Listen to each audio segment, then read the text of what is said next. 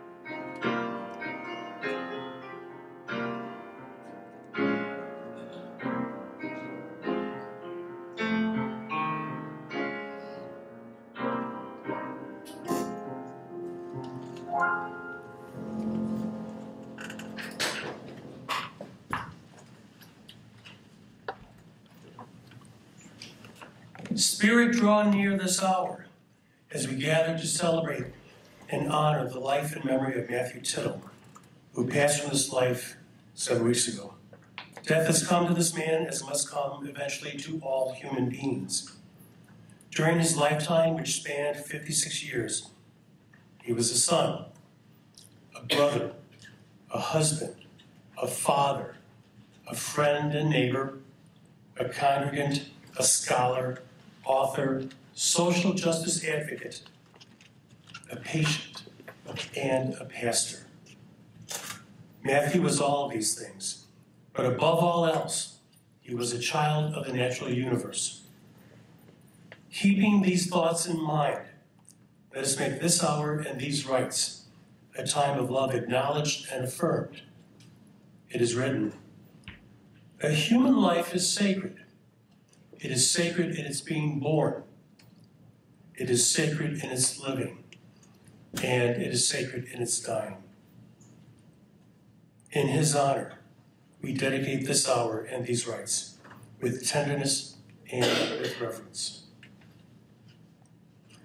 It is one of the traditions within Unitarian Universalism that we light a chalice at the beginning of our sacred time together to claim this as a sacred space, but also to remind us of the teachings throughout the sciences as well as the world's faith traditions that the universe began with a spark, and that the essence of that flame permeated all existence and became incarnate in all living beings.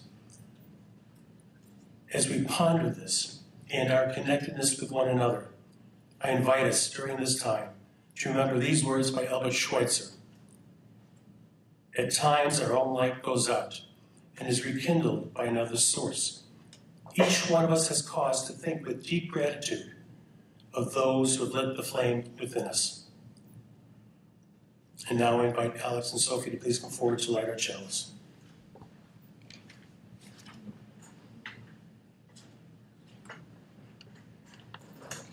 All right, so we're going to be reading chalice lighting that my dad wrote. May love be our guide. May passion be our strength. May courage be our way. As we search for truth and strive for peace.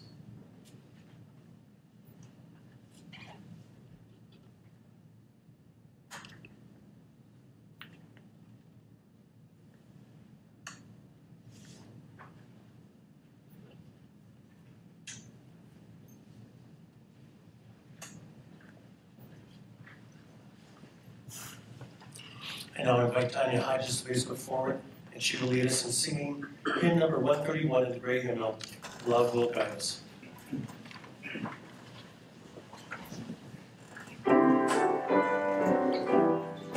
Please rise. by your Spirit.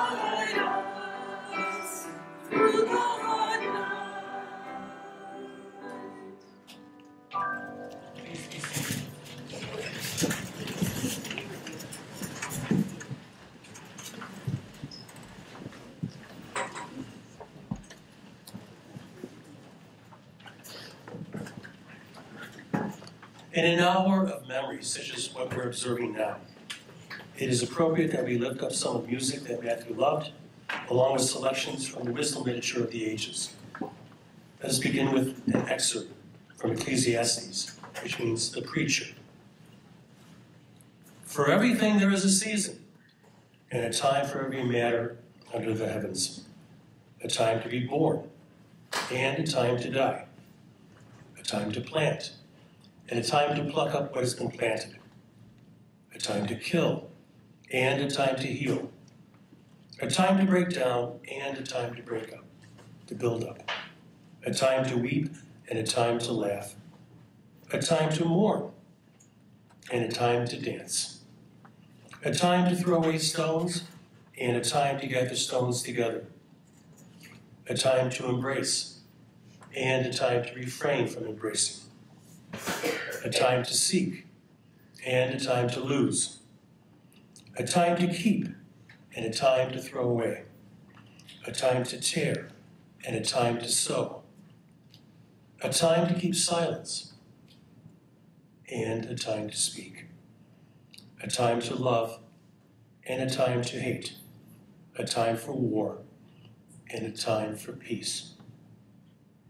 We will now listen to the song Day by Day.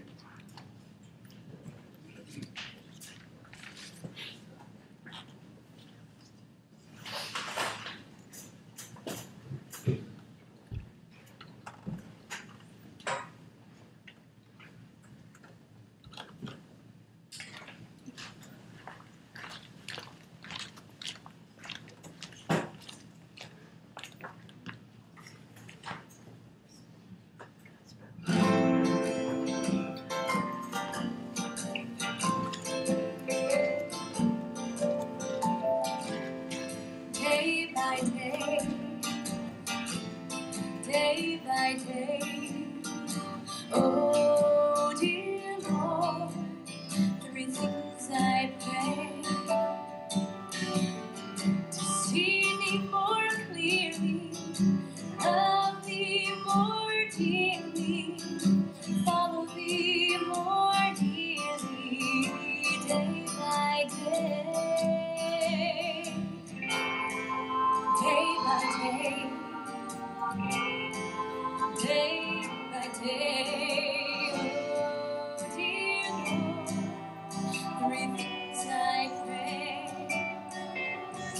to see thee more clearly,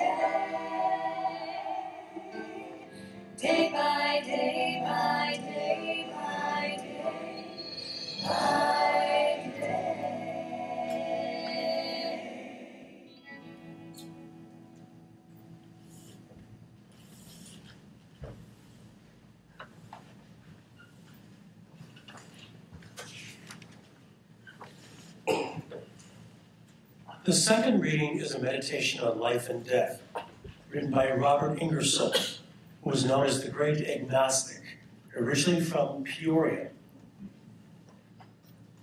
Someone once asked Confucius about another world, and his reply was, "How should I know anything about another world when we know so little of this one?"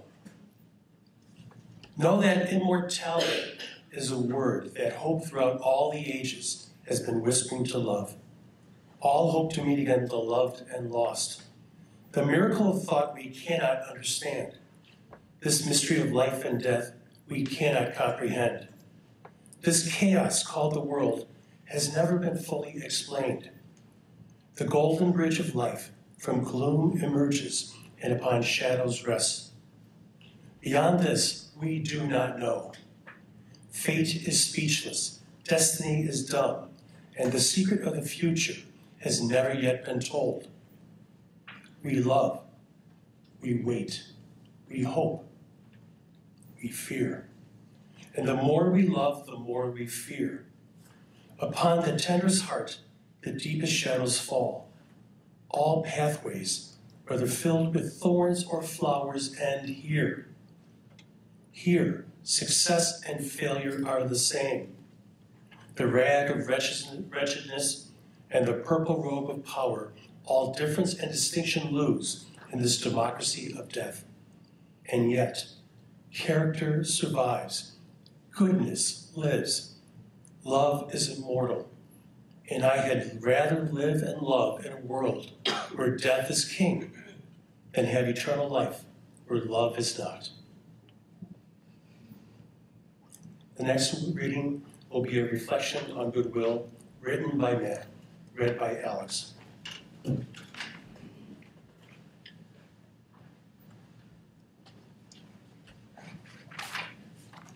Hi. So this was, as he said, written by my dad. This is something that he believed in very strongly and would use in his sermons a lot. And this is a reflection on goodwill. We can't make nations love each other.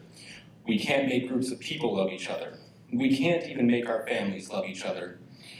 All we can do is offer the highest good, our goodwill.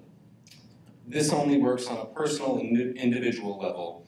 Hate and love, it both exist only at a level of individual relationship. They then affect the entire community. A nation can't hate or love, but a person can. Even a church cannot hate or love, but the people in them can. I believe offering and assuming goodwill in all situations is the most effective path. What would the world look like if we always approached each other with an overwhelming sense of compassion and goodwill?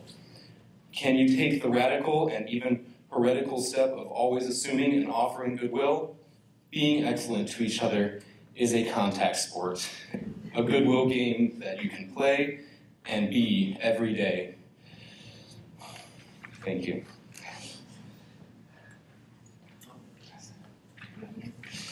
Now I'm going to be showing a slideshow as a tribute to my father. I'll be playing a song along with it.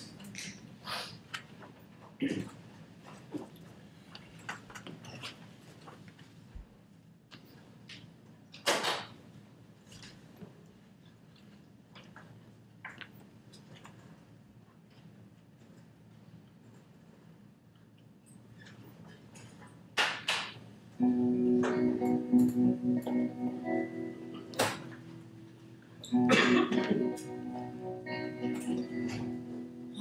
of these lines across my face tell you the story of life. So many stories of where I've been, and now I got to where I am. But these stories don't mean anything when you've got no one to tell them to. It's true, I was made for you. I climbed across the mountain tops, swam across the ocean blue, across all the lands that I rode. Baby, I wrote them all for you. Oh, because even when I was flat broke, you made me feel like a million bucks. You do. I was made for you.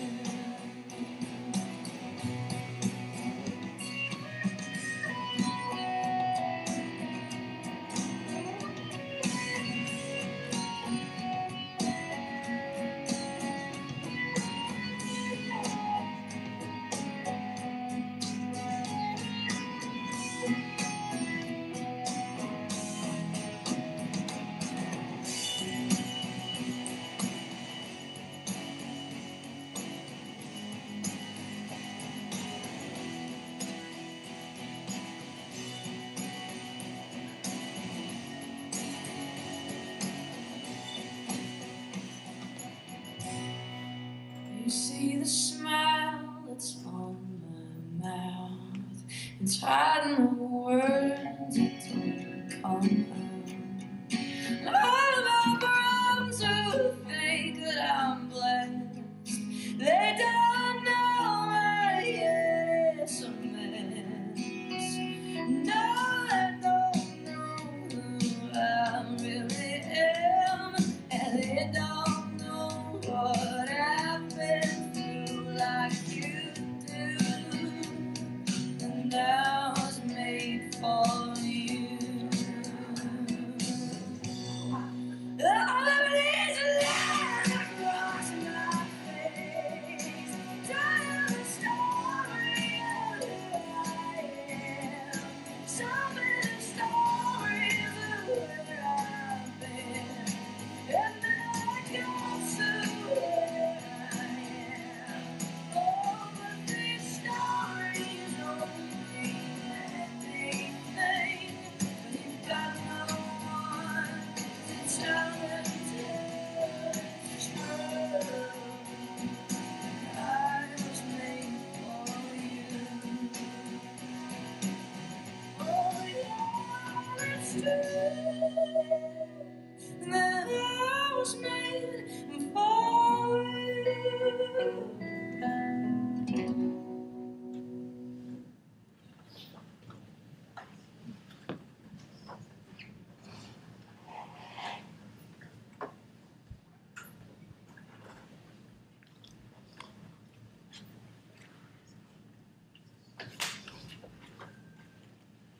I imagine that everyone in this room knows, at least intellectually, that death is an inherent aspect of life, as ancient as birth itself. Earlier, I quoted Robert Ingersoll. On another occasion, he wrote, "Why should we fear that which will come to all that is? We cannot tell, we do not know, which is the greater blessing, life or death. We cannot say that death is not a good. We do not know whether the grave is the end of this life, or perhaps the doorway to another, or whether the night here is not somewhere else a dawn." And yet, of course, our hearts are rarely persuaded that death is anything but an unwelcome intruder when it does come into our lives. So how do we respond? There are many sources that offer answers. One that I find particularly satisfying is from centuries ago by the Roman philosopher Seneca. He wrote, "In the presence of death, we must continue to sing the song of life. We must be able to accept death and to go from its presence, better able to bear our own burdens and to lighten the loads of others. Through our sorrows, we join with all of those before us who have had to suffer, and all of those who have yet to do so. Let us make the most of our loved ones while they are with us, and let us not bury our love with death."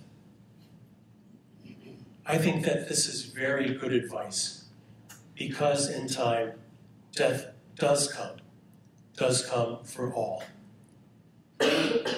And now, of course, death has come for our friend and colleague, Matthew Tittle. In gathering today, we seek to do several things. First, we must begin to say our goodbyes, for some to continue those goodbyes. During his lifetime, he filled a variety of roles. As mentioned, these included first he was a child, later a husband and a father, a student, a teacher, a commander, a colleague, to name but a few. When we pay tribute to him, it is appropriate to begin by sharing a basic framework, a narrative, to serve as the framework of his life. And so what will follow now is an extended obituary woven together from several sources. The Reverend Dr. Matthew, better known as Matt, Dean Tittle, died on June 26, 2018, of a brain tumor at the age of 56. He was a beloved husband to Gail and father to Alex and Sophie. Matt's life touched many through his generous spirit, humor, intelligence, and openness, even sharing his last month's journey through the illness with a large following of family, friends, colleagues, former congregants, and acquaintances who followed his writings. He was born in Portsmouth, Virginia, to his mother Phyllis and his career Navy father Harold, who is now deceased. He had two siblings, Jane and Mark, who are also deceased. He grew up in Charleston, South Carolina, where he graduated from high school. He attended the Governor's School of South Carolina, graduating in 1978, and performed in several theatrical productions at the Dock Street Theater. After graduating from the University of South Carolina, he was commissioned as a naval officer and spent 11 years on active duty, retiring from the reserves with the rank of commander, having spent a total of 20 years of service in surface warfare and intelligence. An accomplished academic, he received a master's degree in national security affairs, specializing in Soviet studies, from the Naval Postgraduate School, and he also received a master's degree to the teaching of Russian and a PhD in educational psychology from the University of Illinois here in Urbana-Champaign. He first became part of this congregation in the 1990s, before he attended the Meadville Lombard Theological School. He graduated with a Master's of Divinity degree and subsequently was ordained as a Unitarian Universalist minister by you, the members of this congregation. Matt served congregations in Houston, Texas, Paramus, New Jersey, and Auckland, New Zealand.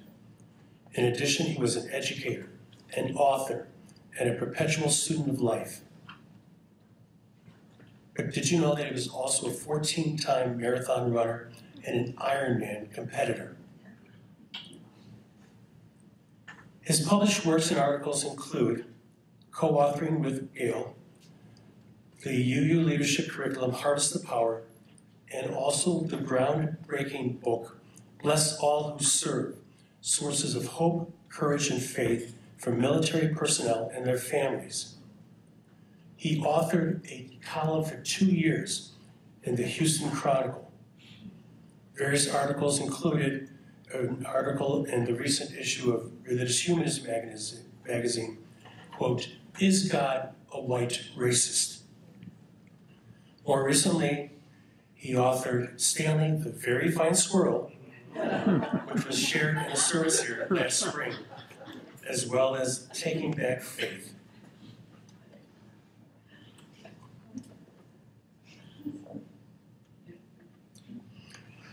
As I mentioned when I introduced myself, I did not know Matt very well.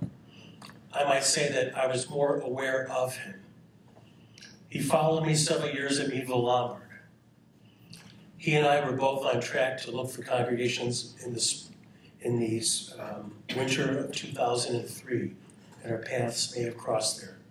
He certainly did cross at denominational gatherings, whether in Bloomington here or at the ministers' retreats.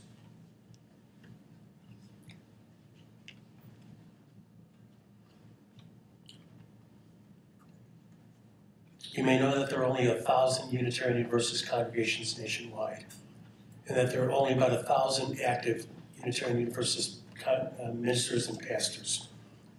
So we're a very small guild, and we tend to know each other, at least in passing. You should know that his life touched many through his generous spirit, humor, intelligence. As mentioned before, he was very open about his journey as he was battling his illness. I was one who followed his online posts on Facebook. Several colleagues have responded on the various lists which exist solely for our amusement and information.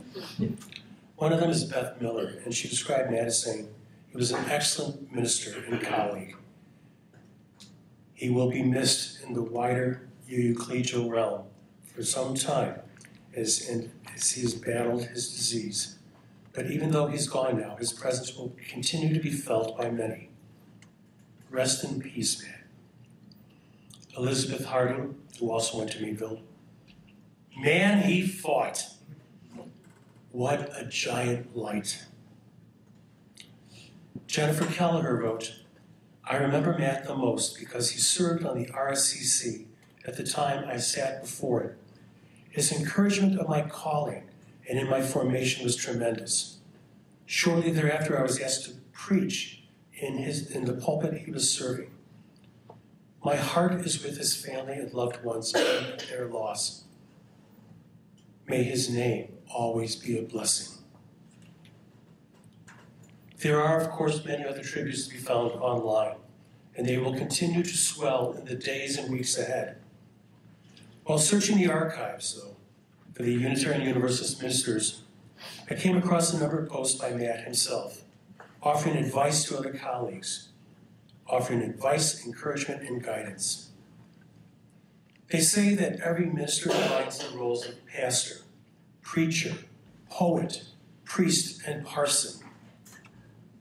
And to his colleagues, myself among them, as well as those who experienced him firsthand as a faith leader, he was exemplary in his service to Unitarian Universalism. I'd like to share something that he published as part of his column. You can read along if you like, it's on the back of the order service. It's a very fine expression of faith. My concept of God is not of a sentient being, but of a process. This neither changes the power of my call or my answer to the question. It might change the pronoun, but my call is still from God. The divine, that is God, for me is the process of the universe, in which we are but a small yet miraculous part, and over which we have very little control. By this definition, I am called by God. I am humbled by God. I am accountable to God. I fear God. I love God. I strive to know God. I am awed by God. I think all things are possible with God. I praise God. I pray to God. I thank God.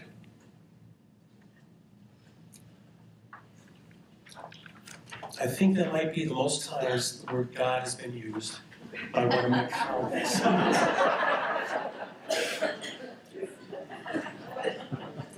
But I think it is apt, I think it is accurate, and I think it is holy. Let us now hear some music performed by Sophie on Matt's singing bowl. If you please come forward.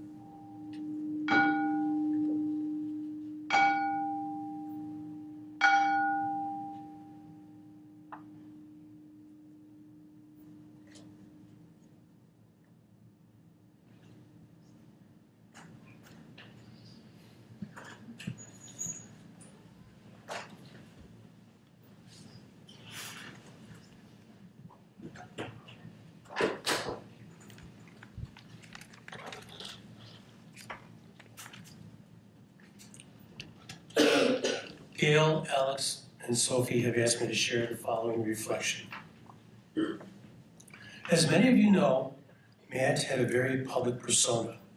He was a Unitarian Universalist minister who also wrote a blog in the religion section of the Houston Chronicle for 2 years, served in growth and outreach programs for the UUA and the churches he served, and was very active and open on social media.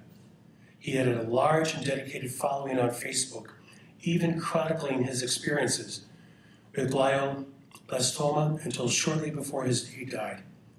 It was surprising, the dedication and outpouring of love and high regard from Matt many who heard him or read his words had for him.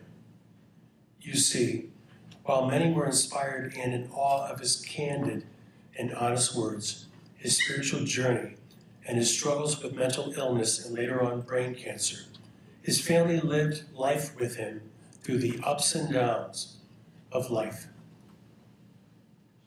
For his wife, Gail, Matt was her best friend, confidant, and partner in all things, particularly parenting.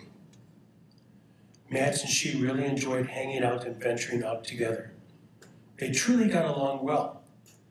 Their connection was deep, as they shared nearly all of their intimate thoughts, ideas, and feelings. It was deep enough to withstand a 4-year separation and then reunite through Matt's illness to even remarry. There were periods of time that Matt's mental health greatly impacted his life and that of his family. He struggled severely with panic disorder and anxiety when the children were young, but he overcame this largely through long-distance running, which he did mostly early in the morning so that he did not impact upon the family. Later, he was diagnosed with depression, then bipolar disorder. His family saw the distress and difficulty that he suffered and loved him for who he truly was. The considerate, loving, fun, funny, interesting, and involved husband and father. Alex remembers his dad for his devotion, his dedication, and love. Matt would spend hours with him, helping him with his schoolwork, and would help him with silly projects, serious matters, and just about anything that Alex was needing at the time. He was a real hands-on dad. Sophie and Matt had a similar sense of humor and personalities. I'll trust that's a good thing. They shared a special connection, even sharing a special gesture to say that they loved one another. There will be an enormous hole in Gail, Alex, and Sophie's lives, and the world will be a different place without him. Beloved husband and father, without him in it. Several others have volunteered to share their voices as we fill with words this empty canvas, adding not just broad brushstrokes, but some fine details to bring to life a living portrait of this man. First, I invite Beth Cobb to please come forward. Following her, David Gross. After her, David, Claudia Gross.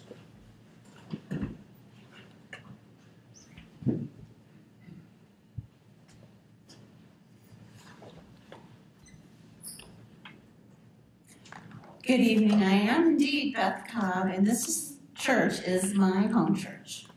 I grew up here, and I've just finished serving for 20 years as the assistant for services. Most of the memories that I have of Matt come from the time before he became an ordained minister. In fact, the first one I want to share with you is the Sunday morning that he announced that he had decided to attend theological school. I can still see his Mickey Mouse necktie as I turned to him in the pew behind me to tell him that he was a lot braver than I was. I also had been considering becoming an ordained minister, but I decided against it. Part of my responsibilities while serving the church included coordinating the Sunday morning services during the summer while our minister was on vacation and study leave. While Matt was serving as an intern here at Channing Murray Fellowship on the campus of the university, he offered to lead some summer service. I was always happy to have someone actually volunteer to do something. The one I recall most vividly from this time was when he simply read verbatim a sermon written by the Reverend Dr. Martin Luther King. Dr. King's words have always been a source of inspiration and guidance to me. As I sat listening to Matt, I was impressed by his efforts to honor Dr. King by not trying to sound like him, but to merely read what he had said. I could just barely hear the pages flipping in imaginary congregants' Bibles as portions of Scripture were quoted as part of the sermon. As was mentioned, Matt was ordained here at UUCUC. It was my privilege to prepare the sanctuary for this ceremony and to help that service run as smoothly as possible. As part of her remarks during the ordination, the Reverend Karen Bush from our good neighbors at United Church of Christ spoke of the importance of ministers having spiritual practice and how she suspected that running was Matt's spiritual practice. Matt later spoke on that very topic at another summer service. For many years, I only knew of Matt's further adventures through news in our congregation's publications, particularly what he was doing following those hurricanes. I don't remember seeing him again until right before he left for New Zealand, and then not again until he returned to be here with us one more time at UUCUC. The last sermon that he preached here, when I served as his worship associate, was about shared ministry, another topic that is dear to my own heart. Ever since I served this church way back in the 1970s as the director of religious education, it has seemed to me that ministers are like bells. Each one has its own sound to make. I wonder what sound you each heard from Matt.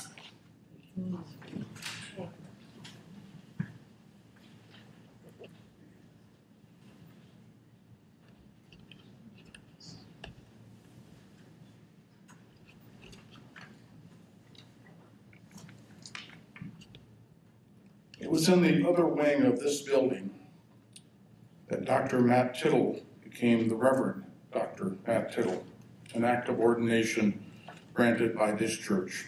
It was a glorious day. There were 8 or 10 of us downstairs in the robing room, room where the clergy put on their clerical robes and received instructions on the processional about to begin. Seconds before we were to come upstairs, Reverend Karen Bush, who's just been mentioned, UCC minister, said, "Stop, let's hold hands and pray." And I'll never forget her words.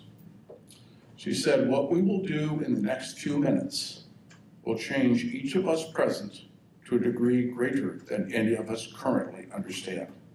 She was correct.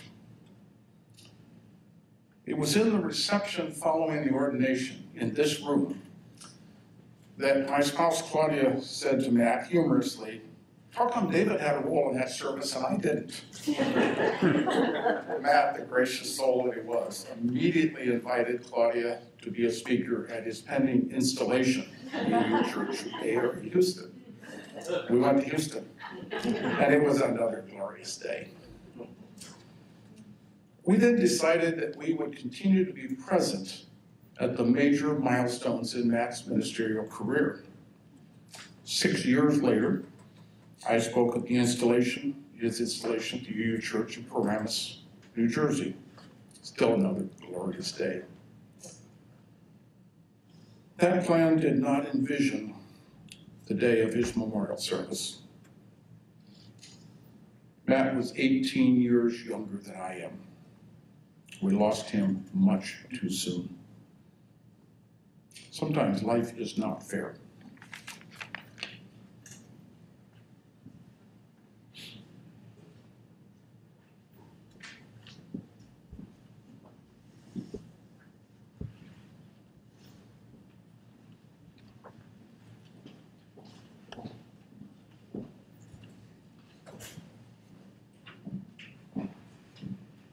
I'm Claudia Gross. Most of you know me, I think. And when Gail called to tell us that Matt had passed, it was Tuesday afternoon. First thing I did was to look up the poem, My Captain, from Walt Whitman. And I would like to share that with you now. And then I'll have a few other comments. "Oh, Captain, my Captain, our fearful trip is done. The ship has weathered every wreck. The prize we sought is won. The port is near, the bells I hear, the people all exulting, while follow on is the steady keel, the vessel grim and daring. But, oh heart, heart, heart, oh the bleeding drops of red, where on the deck my captain lies, fallen cold and dead. Oh Captain, my Captain, rise up and hear the bells. Rise up, for you the flag is flung, for you the bugle trills, for you the bouquets and ribbon wreaths, for you the shores are crowding, for you they call, the swaying mast, their eager faces turning. Here, Captain, dear father, this arm beneath your head, it is some dream that on the deck you've fallen cold and dead. My Captain does not answer. His lips are pale and still. My father does not feel my arm. He has no pulse nor will. The ship is anchored safe and sound, its voyage closed and done. From fearful trip, the vacant ship, the victor ship, comes in with object won. Exalt those shores and ring all bells, but I wish mournful tread. Walk the deck, my captain lies, fallen cold and dead. Whitman wrote this on the death of Abraham Lincoln. And Matt was a great supporter of civil rights and equal rights and justice for everybody. And he was he really loved Dr. Martin Luther King. And I don't know for sure, but I think he honored Abraham Lincoln as well. I knew Matt from the time they first arrived here. I remember going to their house for a cottage meeting at our canvas. And that was the first time I was in the house, and they had these 2 young children. How did that happen? One of the things that I learned from Matt is what it's like to be a military family. My family does not have military people in it, very few. So it's a world that I'm not familiar with. And getting to know Matt and Gail, both of whom had significant long military careers, has been an eye-opener. And Matt had lived all over the world. Gail has lived all over the world. And one of the things about Matt is he was a teacher. And he took students from here to Russia and twice to South Africa. Most of us don't do things like that.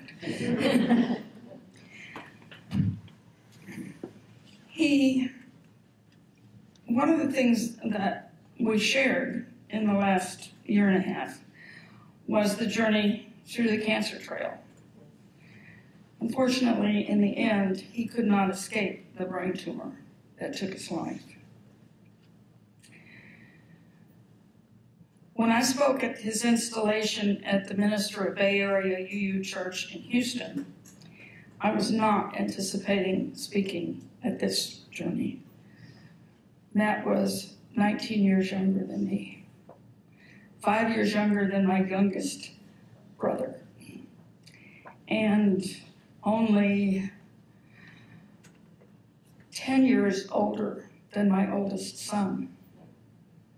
His children are just slightly older than my oldest granddaughter. It's funny how generations do that. In the end, he, like all of us, his life was finite. He could not defeat the cancer that grew in his brain. And again, I miss him. He was a wonderful friend. And I'm also reminded that life is neither fair nor unfair. It just is. I'm grateful to have known that, and Gail, and Sophie, and Alex. We have an Alex in our family. Thank you.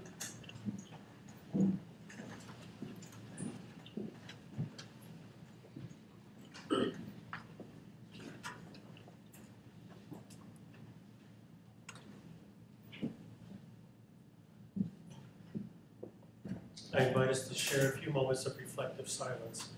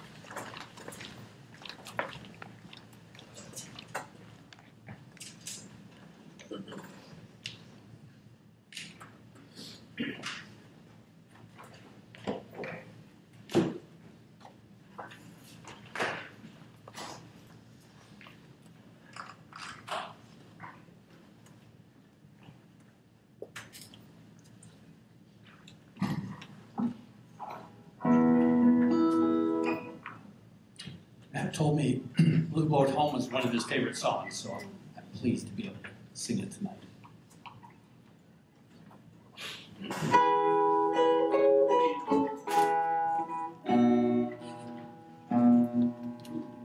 Sorry, sad song, too long.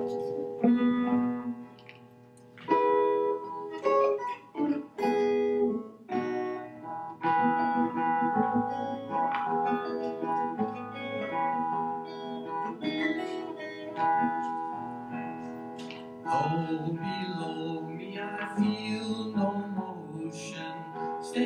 now on these mountains and plains, far away from the rolling ocean, still my dry land heart can say, I've been sailing all my life now, never harbor nor port have I known. The wide universe is the ocean I travel, and the earth is my blue boat home.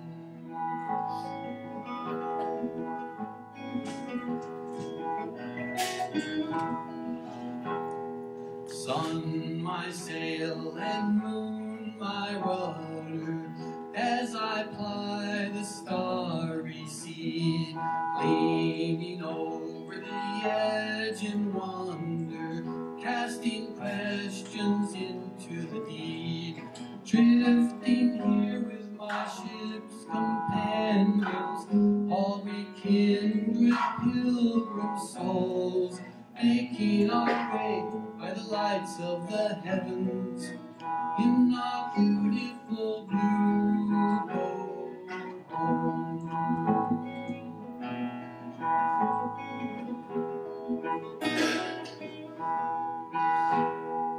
I give thanks to the waves upholding me, hail the great winds urging me on, read the infinite sea before me, sing the sky my sailor's song. I was born upon the fathoms, never harbor nor port I have known. The wide universe is the ocean I travel, and the earth is my blue boat home.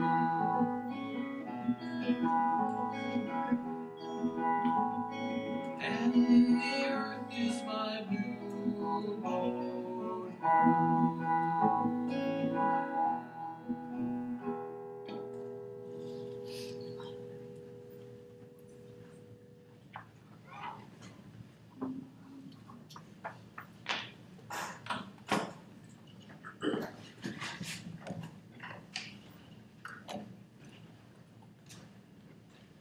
Perhaps, like me, you have two images of Matt that you hold in your consciousness. One is very clean-shaven, the penultimate professional, whether in military garb or in clerical garb. The other is bearded, quite bearded, like a merchant marine captain. Regardless of which image or the series of images that you hold, we are all loath to take our leave today. And so there's a particular poem, it's listed as a prayer, and it is a poem, but it's also a prayer. It's a prayer about loss and longing and hope. It is written by the 19th century Unitarian Rabindranath Tagore. I have got to take my leave. Bid me farewell, my brothers, my sisters. I bow before you all, and I take my departure.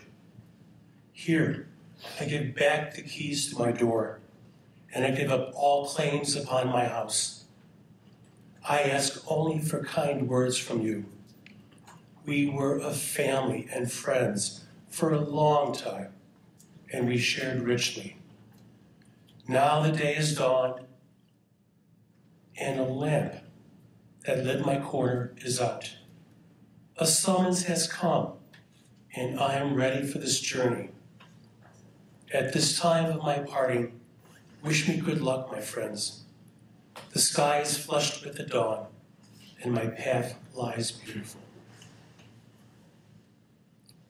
I now invite Alex and Sophie to please come and extinguish the shells.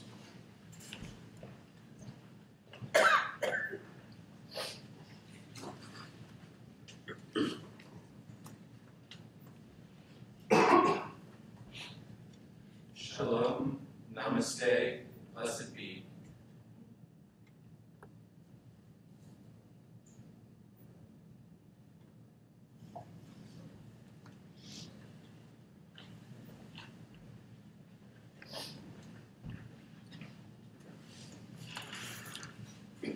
As we go forth from this place, let us be grateful for the love and devotion that Matt shared with others, especially his family, during this lifetime. Let us go forth filled with hope. Let us know of our blessings. Let us appreciate the seeds of kindness and inspiration that he sowed throughout his life. And as he taught, may we share the gifts of goodwill with all those whom we encounter upon the path ahead. Amen, and blessed be Shalom.